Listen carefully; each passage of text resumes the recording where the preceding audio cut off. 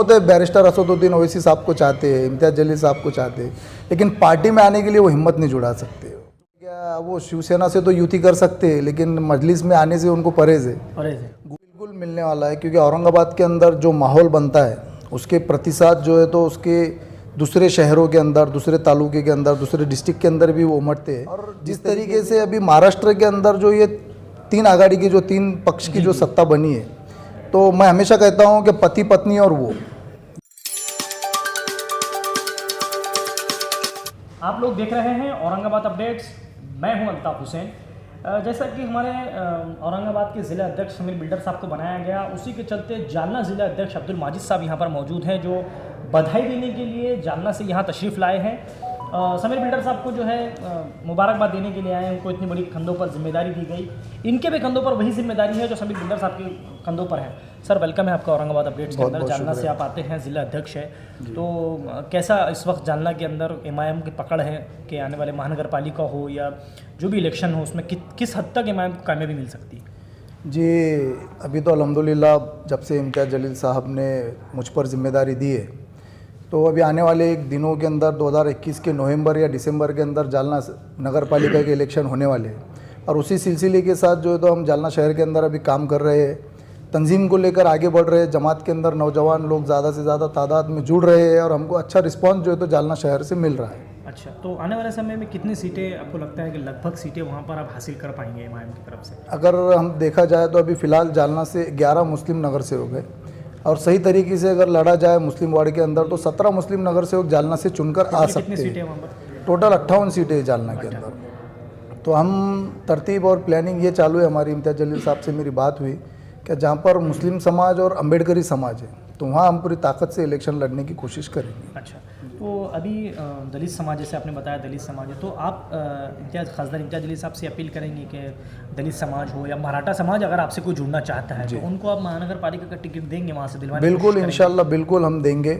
और मैं आपको बता दूं क्या, जिस तरीके से बैरिस्टर असदुद्दीन ओवैसी साहब पूरे देश में काम कर रहे हैं और हमारे क़ायद जनाब खासदार इम्तियाज़ जलील साहब का भी जो काम यहाँ पर चालू है, और जिस तरीके से औरंगाबाद के अंदर उन्होंने एक ऐतिहासिक जीत यहाँ पर दर्ज की, तो मैं मानता हूँ क्या औरंगाबाद के गैर मुसलमानों के साथ साथ अम्बेडकरी समाज को मानने वाले लोग और अदर कास्ट के भी लोगों ने जो है तो इम्तियाज़ जलील साहब को वोट किया और भारी बहुमतों से जो है तो उन्होंने कामयाब किया। अच्छा साहब, जालना के अंदर कोई बड़ी शख्सियत ऐसी है जैसे कि जो नामचीन लोग हैं वहाँ के, राष्ट्रवादी के हो या उसके अलावा हो, वो एमआईएम में आएंगे? आपको लगता है आपकी मेहनत या आप उनसे बात करने की कोशिश करेंगे? तकरीबन लोगों से तो हमने बात की है, लेकिन वो ये समझते हैं कि हमें नामधारी सेकुलर बनना बहुत पसंद है वो लोगों को। हमने कोशिश की, उनके घर पर जाकर बतलाया, वो चाहते तो बहुत है, बैरिस्टर असदुद्दीन ओवैसी साहब को चाहते हैं, इम्तियाज़ जलील साहब को चाहते हैं, लेकिन पार्टी में आने के लिए वो हिम्मत नहीं जुटा सकते।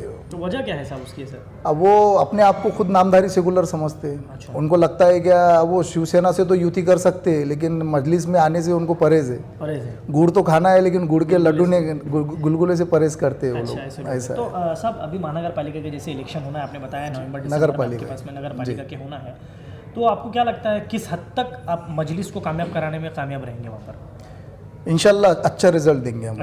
अच्छा रिजल्ट देंगे। अच्छा, अभी जैसा कि यहाँ हमने देखा है कि समीर बिल्डर साहब हो, शारिक नक्शीबंदी हो, डॉक्टर गफ्फार खादरी हो, मजलिस के हमारे इम्तियाज़ जलील साहब हो, बाकी कॉर्पोरेटर्स हो, इनको नौजवान लोगों का बड़ा सपोर्ट रहा है औरंगाबाद में। तो आप एक ज़िला अध्यक्ष होने के नाते आपको लगता है कि जालना में उस तरीके का आपको सपोर्ट है?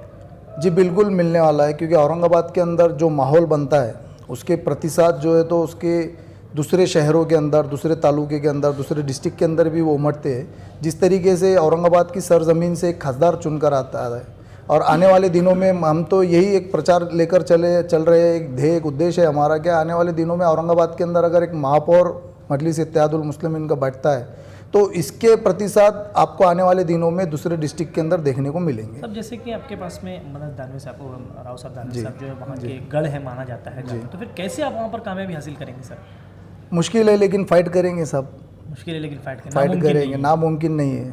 मैं पूरी मेहनत, आप मेहनत करके। औरंगाबाद के माहौल में और जालना के माहौल में बहुत फ़र्क है। औरंगाबाद के अवाम ने 25 नगर सेवक मजलिस इत्तेहादुल मुस्लिमीन को दिए है, एक खासदार चुनकर दिए।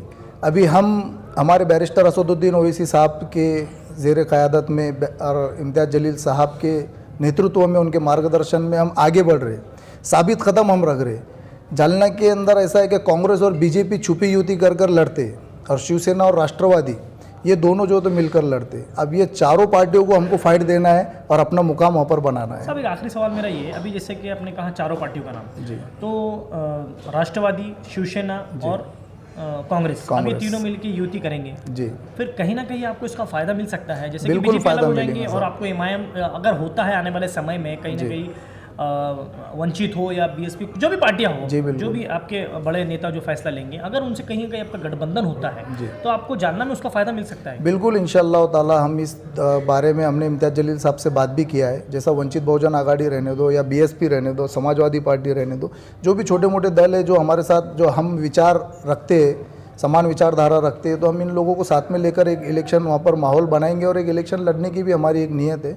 और जिस तरीके से अभी महाराष्ट्र के अंदर जो ये 3 आघाड़ी की जो 3 पक्ष की जो सत्ता बनी है, तो मैं हमेशा कहता हूँ कि पति पत्नी और वो ये रिश्ता जो है तो नाजायज़ रिश्ते के ऊपर ये कायम हुए है और ये ज़्यादा दिन इंशाल्लाह टिकने वाला नहीं है, क्योंकि आवाम भी समझ चुकी है कि जिन्होंने बाबरी मस्जिद की शहादत का अंजाम तक पहुंचाया, बाबरी मस्जिद को शहीद किया, और आज जो खुद को सेकुलर कहते, कांग्रेस और राष्ट्रवादी खुद को अपने आप को सेकुलर कहते, तो ऐसी विचारधारा के साथ जिन्होंने मुसलमानों का हमेशा नुकसान पहुंचाया, वो लोगों के साथ में जाकर जो है तो आज जो महाराष्ट्र के अंदर सत्ता भोग रहे, तो कहीं ना कहीं हमारे लोगों में या मुस्लिम आवाम के अंदर या अम्बेडकरी समाज को मानने वाले जो लोग हैं, तो इनके समझ में आ चुका है कि इनका सेकुलरपना सिर्फ दिखलावे के लिए, ये सत्ता पाने के लिए किस हद तक भी जा सकते हैं। ये थे हमारे अब्दुल माजिद साहब जो जालना से आते हैं, ज़िला अध्यक्ष है जालना के। इनका ये कहना है कि अगर कहीं ना कहीं वंचित हो या फिर उसके अलावा बीएसपी हो, एमआईएम के साथ अगर गठबंधन होता है तो इसका फ़ायदा आने वाले जो इलेक्शन इनके पास होने वाले हैं उसमें ये फ़ायदा उठा सकते हैं। उसके अलावा उससे हटकर जैसे इन्होंने कहा कि जो लोग आज सरकार बनाकर बैठे हैं, बाबरी मस्जिद का जैसे इन्होंने मसले को छेड़ा, फिर उसके अलावा जालना के जो दिगर नामचीन जो लीडर्स होते हैं, जालना में भी जैसे औरंगाबाद के हैं वैसे जालना के हैं, तो इन्होंने कहा उनसे बात करने की कोशिश की लेकिन उस हद तक कामयाब नहीं हो पाए। अब देखना ही है कि जालना में किस हद तक अब्दुल माजिद साहब की टीम और एमआईएम वहाँ पर जीत हासिल करती है और अपने आप को जो है आगे बढ़ाने की कोशिश करती है, देखना है। कैमरामैन जियाउल हक के साथ मैं अल्ताफ हुसैन, आप लोग देख रहे हैं औरंगाबाद अपडेट्स। खबरें देखनी हो तो औरंगाबाद अपडेट्स। अब होगी हर खबर अपडेट, क्योंकि आप देख रहे हैं औरंगाबाद का number 1 YouTube news channel Aurangabad updates. Aurangabad का अपना यूट्यूब न्यूज चैनल। तो friends, Aurangabad update news channel है भाई, तो औरंगाबाद अपडेट न्यूज चैनल को सब्सक्राइब करो और सब्सक्राइब करो और फिर लाइक करो भाई। एक नंबर चैनल है और इसमें सच्चाई